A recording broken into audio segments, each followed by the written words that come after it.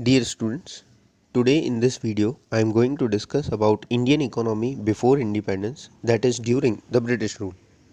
When the British established dominance, our resources were exploited and poverty increased.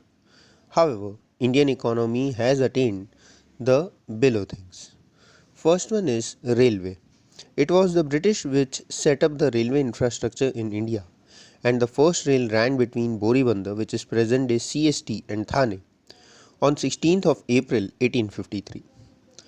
Next one is roadways. The Britishers set up the PWD, which is Public Works Department, under which basic utilities were created. By 1943, of the total roads which were built in India, 32% were concrete, which were Pakka roads, and 68% were Kacha roads. Next one is banks.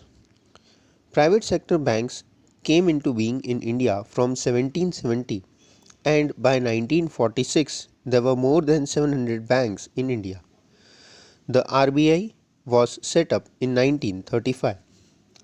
Next one is social structure. Certain wrong social practices like sati pratha, prevention of female infanticide, were abolished during the British rule. Next one is agriculture. Indian agriculture suffered from high revenues, the system of zamindari, and other such acts of the British.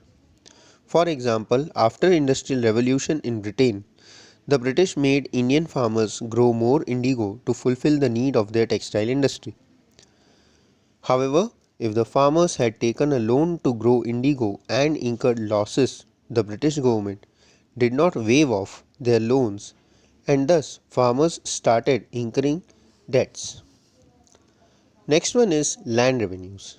The East India Company got the rights to collect land revenue from the kings in India.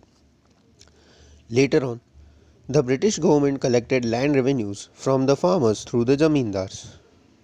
Land revenues were as high as half of the produce of the farmers.